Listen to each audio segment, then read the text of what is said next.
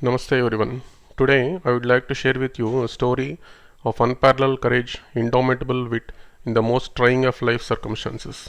When I first heard this story, I was very much fascinated by the story. That was a long time ago. I read this story again a few days back and I definitely wanted to share with you this story. That's because as we go further into the story, you will understand the scenario described in the story is very common. We have heard that many times earlier in our school history textbooks, in our daily life events. We have heard this scenario many times over. But how the protagonist responded to that scenario is something novel, something new, and we have to learn and understand that in the most trying of life circumstances, in the most depressing of scenarios, there is always a way out. So let us know about the tale of two princesses and a Rakshas. Before entering into the story, though, I would like to give you a short disclaimer. This story is actually based on facts, historical events, recorded historical events. But as you know, actual history is always a mystery. We don't know what exactly happened. There is a saying, until the lion learns to write, every story glorifies the hunter. So history, what we read, is actually a perspective from the person who has written the story. So what actually happened, what were the actual events and what were the implications, we never know. So to gain different perspectives, I collected this story from multiple sources which gave different versions of the events that happened. So when we know different versions of the events that happened, we can actually gauge what exactly might have happened. Even then, that's actually a guess at best, because actual history is always a mystery. This story has many Arabic names and concepts. So the pronunciation of Arabic names, I'm not sure whether I got them right. In this issue, I took help of my very dear friend Pasha, Dr. Sheikh Afsar Pasha, who is an eminent neurologist in Vijayawada and who is an authority on Quran and Arabic language. So even though I took his help, I'm not sure whether I got whatever he said right. The pictures shown in this presentation are mostly for illustration purpose. There are actual pictures, actual paintings from the original historical figures, but they are few. The other pictures are for illustration purpose, so I am not watching for any authenticity on the pictures. So let us enter into the story. This story happened in 700 AD. That was in India. That was the Indian map, the Khand Bharat.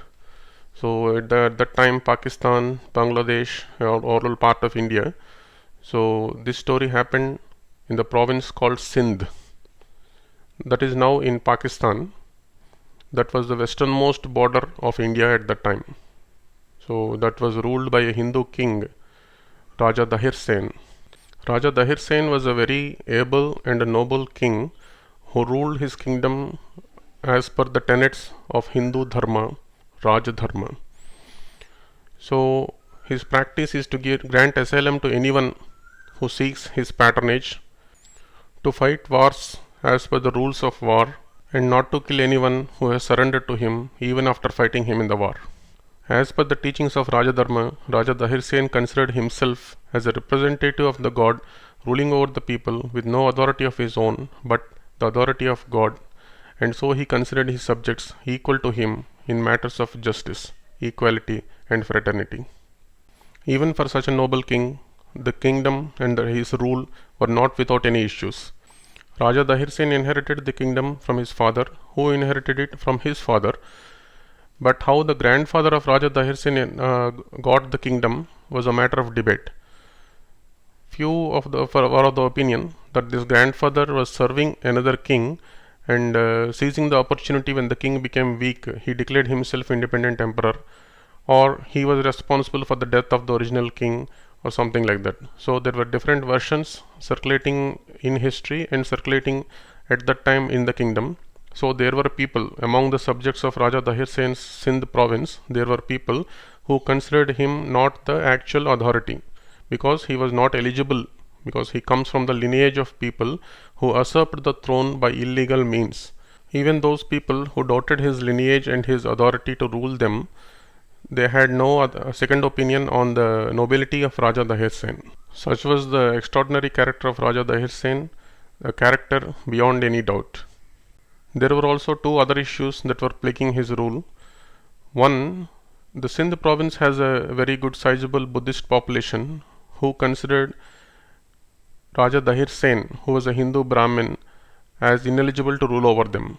They wanted a Buddhist king or at least a person with Buddhist leanings. So they were not happy to be under the rule of Raja Dahir Sen. This was one issue, and the other issue was that the Sindh province was not actually like a kingdom. It was a collection of smaller hamlets, tribal areas ruled by individual chieftains who owed their allegiance to the king of Sindh. Here it is Raja Dahir Sen. So these chieftains had exclusive authority over the province that is under their control. Though they owe their allegiance to the king and they pay their taxes, the king doesn't have definite and absolute control or authority over the areas ruled by these chieftains. So that was the kingdom, the king, and the scenario in which our present story happened. I told these factors in detail because to understand what happens next and to understand the context in which this happened, we have to know these issues. So now let us come to the protagonists of this story, the two princesses, the daughters of Raja Dahir Sen. The names were Parimala Devi and Tara Devi. Few texts mention the name of Parimala Devi as Surya Devi. So whatever the names, let us stick with Parimala Devi and Tara Devi. Raja Dahir Sen had three daughters. The eldest one was married by the time of this story, and she was living in another kingdom, the kingdom of her husband. So in this kingdom, under the care of Raja Dahir Sen, were growing these two princesses, Parimala Devi and Tara Devi. As princesses, they were enjoying all the royal facilities, lots of servants, lots of jewelry, and were getting trained in fine arts. So they were living a luxurious and carefree life under the care of Raja Dahir Sen. As was customary during those times, even though the princesses and queens do not involve themselves into the affairs of the region or the kingdom, they were trained in Raja Dharma and a bit of warfare too. And Raja Dahir Sen had a son who was Prince Jaishya. Prince Jaishya was an accomplished warrior, an able and brave general who has led many wars and expanded the kingdom. But his approach to wars and his approach to Raja Dharma is a bit different from the approach of his father, Raja Dahir Sen. For example, Prince Jaishya believes that even if the army surrenders, the opposing army and the generals surrender, if we think that they will be a future threat to our kingdom or they will wage a future war against us, he had no second thoughts about killing them even if they were unarmed at that particular time. Similarly, Raja Dahir Sen believes that if we go to war, either we have to come victorious or die in battle protecting our kingdom. But Prince Jaishya believes that if defeat is inevitable, it is better to run away from the battlefield so that we can give ourselves a second chance at winning again. So we will see what policy led to what kind of circumstances.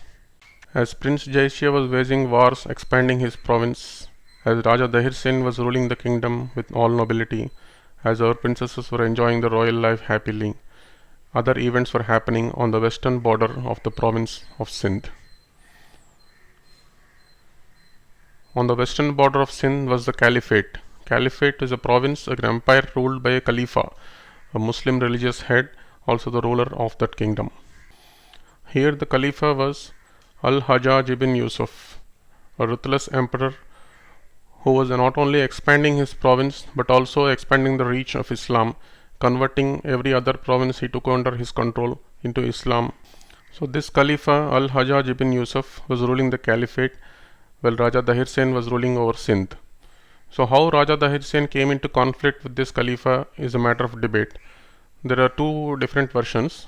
One was that Raja Dahir Sen, owing to his policy of giving asylum to anyone who seeks his patronage, gave asylum to the persecuted clan of the grandson of Prophet Muhammad, who was escaping from other warriors in the Shia-Sunni conflicts. So that enraged the Khalifa and he declared war on Sindh. He is one. But this version was not accepted by majority of historians. The more popular version says that the ruler of Sri Lanka was sending some gifts to the Khalifa via boat, and this ship was attacked by some tribals in the Sindh province, and all the gifts were taken away. Along with the gifts, there were some women who belonged to the caliphate but were returning to the caliphate from Sri Lanka via the same boat. They were also taken hostage by the tribals. So the Khalifa, on knowing this, sends a message to Raja Dahir Sen to release all the hostages. So Raja Dahir Sen expresses his inability, saying that these tribal warlords are not under his total control and he cannot ask them to do something which they do not want to do in the first place. So this brings caliphate into conflict with the Sindh.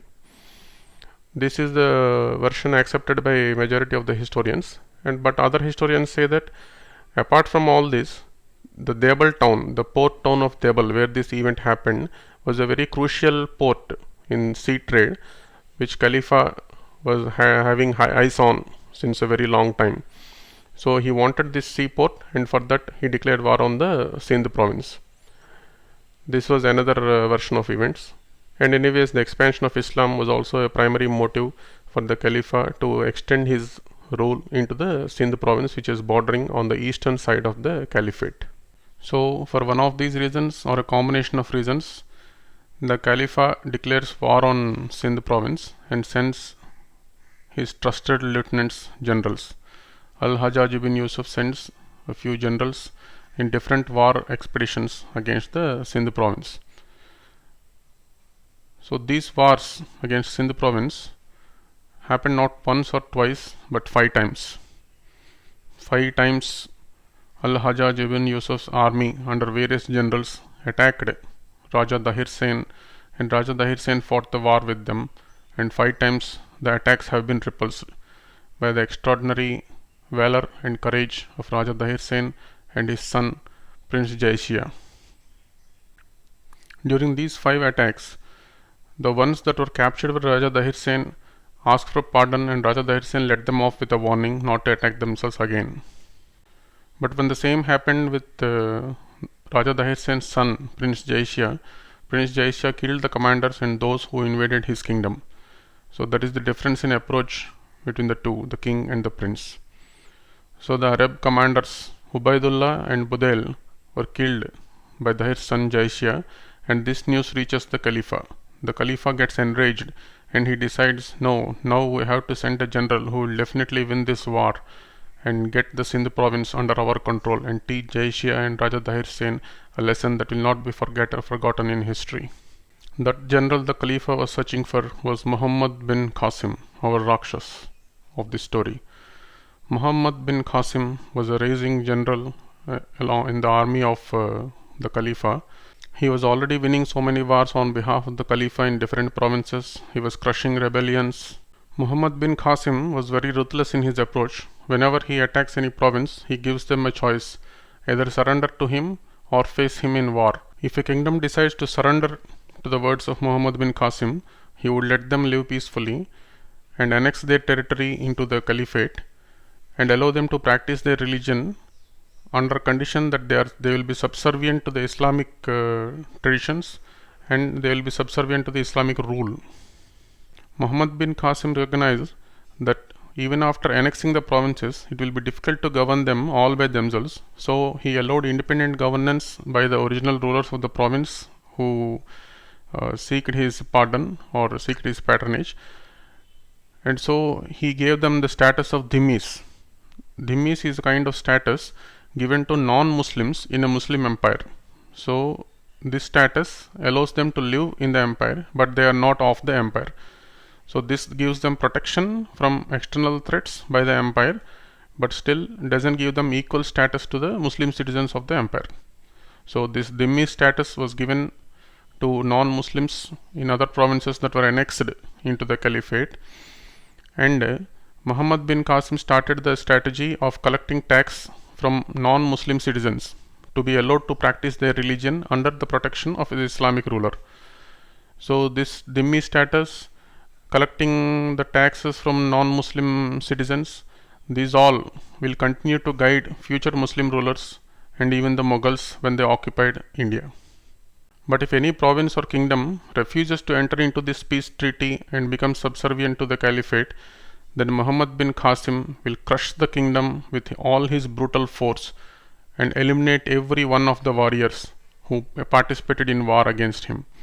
It is said that if the war was very violent, that caused deaths to some of his people, some of his army generals, some of the people working under him, then Muhammad bin Qasim will go into a fit of rage and eliminate everyone, not only the soldiers but ordinary citizens, including the people of that kingdom.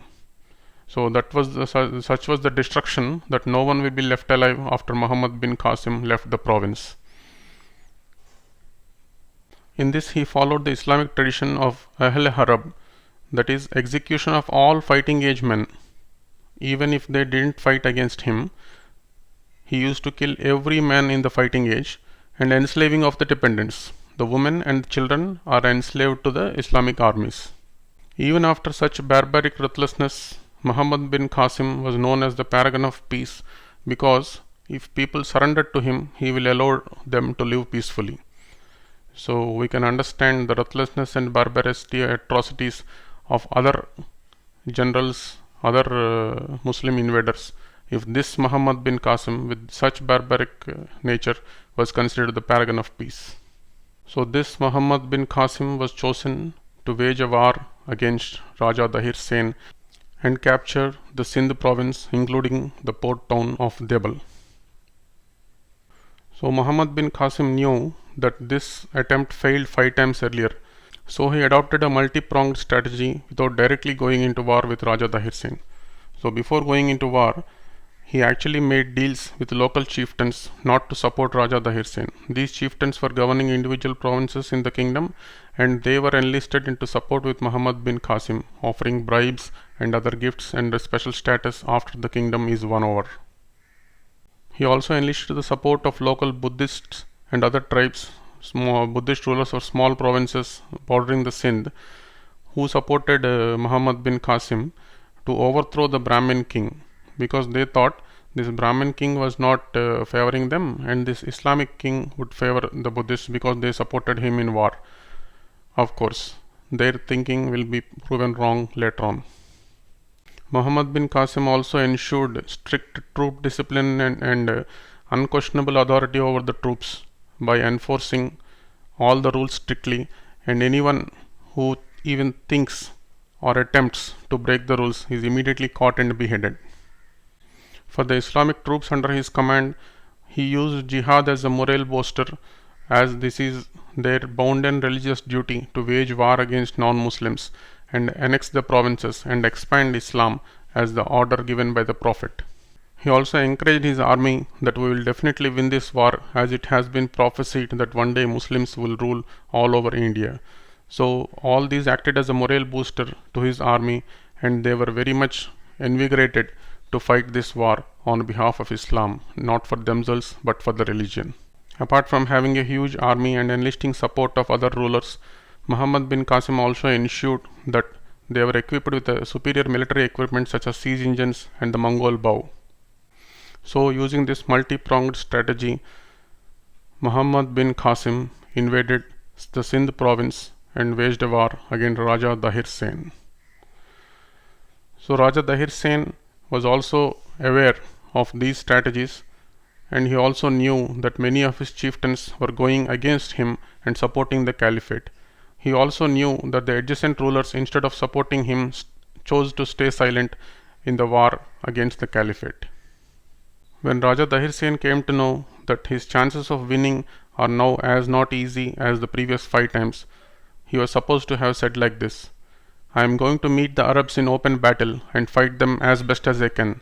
If I crush them, my kingdom will then be put on a firm footing. But if I am killed honorably, the event will be recorded in the books of Arabia and India and will be talked about by great men.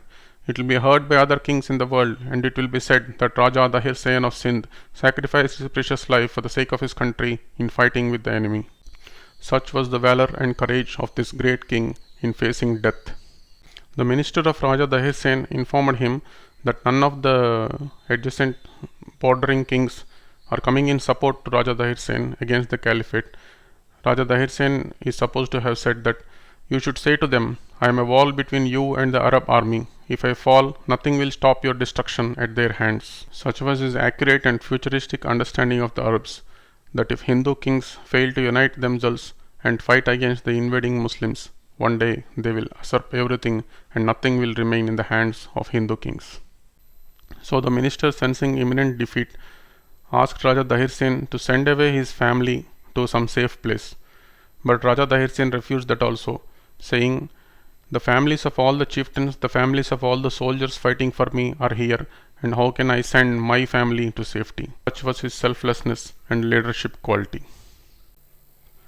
So the army of Muhammad bin Qasim crushes the army of Raja Dahir Sen, and the valor of Dahir Sen and Prince Jaisia are no match to the strategies and the army of Muhammad bin Qasim. So Raja Dahir Sen was captured and beheaded, and the cut head of Raja Dahir Sen was sent to the Khalifa as a sign of victory. But Prince Jaisia, sensing imminent defeat, escapes from the battlefield with a few of its lieutenants and trusted soldiers. As this was open war, Muhammad bin Qasim implements Ahl Harab, brings upon unspeakable destruction on the Sindh province. By winning this war and extending the Islamic rule into the Sindh province, Muhammad bin Qasim is honored with the title of the first Pakistani Muslim. As this Sindh province is now Pakistan, Muhammad Ali Jinnah, the founding father of Pakistan, described Muhammad bin Qasim as the first Muslim in Pakistan. He is credited with extending the Islamic rule from the Arabian region into the Indian subcontinent by this war occupying the Sindh province. The news of Raja Dahir Sen's death reaches the palace. The womenfolk in the palace commit Johar. Unfortunately, Raja Dahir Sen's two daughters, Parimla Devi and Tara Devi, were captured alive by the soldiers of Muhammad bin Qasim before they could kill themselves by jumping into the burning fire. Muhammad bin Qasim notes that Parimla Devi, Tara Devi are extraordinarily beautiful and virgins and sends them as gift to the Khalifa. Khalifa was impressed very much, sensing their extraordinary beauty, asks the maids in his harem to ready them for the night. And as night approaches, the Khalifa enters into the bedroom where Parimla Devi and Tara Devi are readied for his pleasure. So here we have a situation where the most beautiful princesses brought up in the most luxurious and protected environments are now sex slaves in an unknown land to a foreign man. Their entire kingdom has been vanquished, their father has been beheaded, and their kingdom is no more, their palace is no more, their luxuries is no more, the life they have all lived all through their life is no more. They are reduced from a princesses to a sex slave. Plus of situation, on the verge of being raped by a barbaric human being who is a blot on very humanity itself, Parimla Devi and Tara Devi take a step that resounds, that echoes with courage, wit, and wisdom. They approach the Khalifa and say, O man of great honor, we are not fit to be in bed with you. Surprised and says, why do you think so? You both are so beautiful and I am looking forward to spending the night with you. So they say, no, we have already spent our night with Muhammad bin Qasim in his bed, and so after sharing a bed with him, we don't think we are fit to share a bed with you, O great king. We seem to understand that it is the practice here that after the general enjoys the woman, then they are sent to the king, but as royal princesses, we don't think this befits a king. Khalifa gets enraged and asks his commanders to go and imprison Muhammad bin Qasim, skin him alive, and bring him to him packed in oxen hide. So the generals go to Muhammad bin Qasim, arrest him, skin him alive, and pack him in oxen hide, stitching the oxen hide to his skin, and bring him to Muhammad bin Qasim. As this was great torture to endure, and the route was very difficult, the terrain was very difficult, Muhammad bin Qasim meets his death even before he reaches the Khalifa. That's how the princesses avenged the death of their father, avenged the destruction of their kingdom, and brought upon death to that man, killing whom was not possible for an entire kingdom, for a brave king, and for an entire army.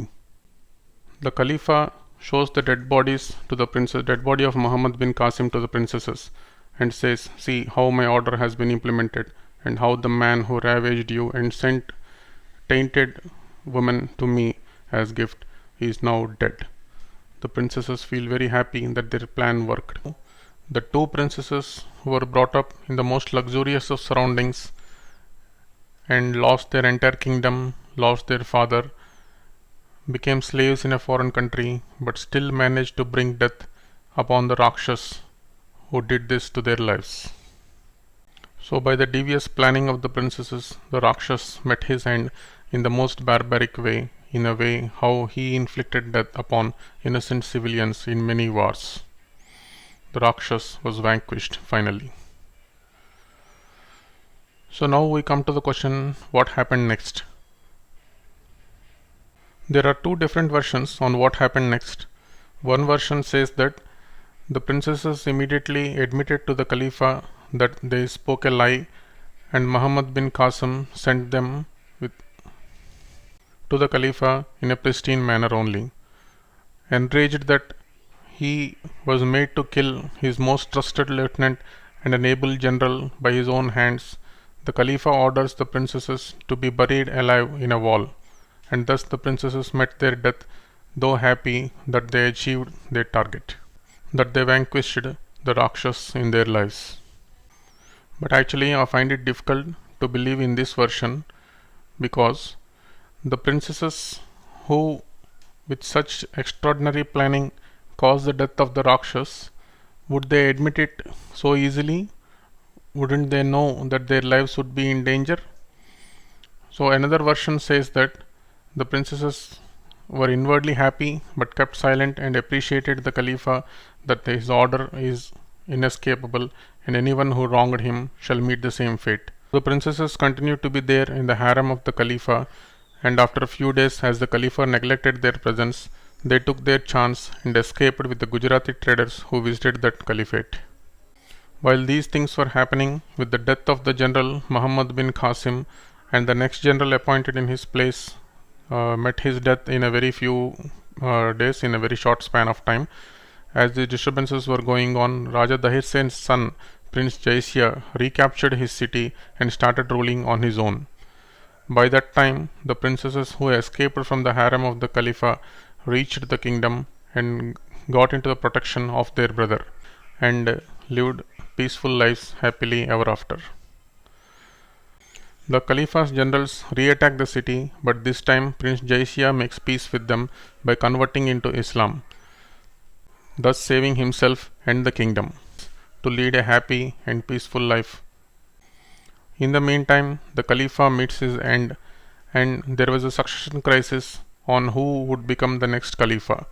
Sensing the opportunity, Prince Jaisya, who is now King Jaisya, declares himself independent. His reign was though short, and the next Khalifa's generals invade the kingdom and occupy the kingdom, killing Prince Jaisya.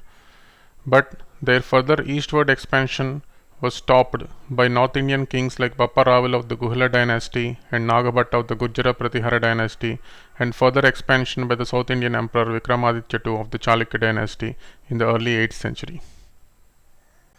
Anyways, this is the story of how our two beautiful princesses, brought up in the most luxurious of environments and plunged into such a crisis of unimaginable proportions, still managed to sneak out of it, killing the Rakshas in their lives, making a life out of for themselves, and living a happy and peaceful life.